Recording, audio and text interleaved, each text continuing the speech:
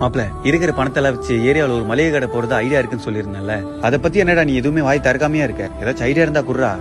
நம்மள மாதிரி ஆளுங்களாம் business start பண்ணி மேல எல்லாம் வர முடியாது. ஃபர்ஸ்ட் நீ அதை புரிஞ்சுக்கோ. டேய், ஒழுங்கா வேலைக்கு வந்தமா, சம்பளத்தை வாங்கணுமா, குடும்பத்தை பார்த்தமா இருடா. அதை விட்டு மல்லிகை கடை கிள்ளி கடைன்னு ஆரம்பிச்சு எதனா பிரச்சனை மாட்டிக்க போற. டேய், அப்ப நம்ம எல்லாம் எப்படா மேல வர்றது? உன் புள்ளைய படிக்க வை. அவன் படிச்சு ஒரு கவர்மெண்ட் வேலை வாங்கி உன் குடும்பத்தை மேல கொண்டு வரட்டும்.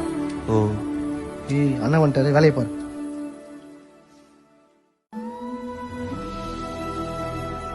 வேலு, குடோனுக்கு லோடு வந்திருக்கு. அது கரெக்டா இறக்குறாங்களான்னு கொஞ்சம் போய் செக் பண்ணு. சரிங்கண்ணா. டேய், நீங்க வாடா. அண்ணே, நான் சில கேள்விகள் கேக்குறேன், அதுக்கு நீ கரெக்டா பதில் சொல்லு பாப்போம். உனக்கு பசிச்சா யார் சாப்பிடுவா? நான் தானே. நீ வேலை செஞ்சா சம்பளம் யார் வாங்குவா? நான் தானே. கஷ்டப்பட்டு உன்னோட குடும்பத்தை யார் பாத்துப்பா? நான் தானே. இப்போ இதெல்லாம் எதுக்குண்ணே? இது எல்லாத்தையும் கரெக்டா நீ பண்ணிட்டு நீ மேல வரணும்னு நினைக்கும் போது மட்டும் ஏன்டா அடுத்தவங்கள்ட்ட சஜஷன் கேக்குற?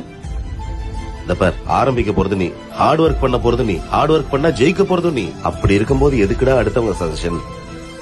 இருந்தாலும் நான் அவன்கிட்ட சொல்லிட்டேனே.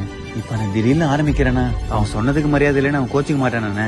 அடுத்தவன் அடிச்சு மேல வர்றதாண்டா தப்பு. அடுத்தவன் முன்னாடி மேல வர்றது தப்பே கிடையாது. நானே சொல்றேன், நீ போய் வேலையை ஆரம்பி. சரிங்க. Download ShareChat.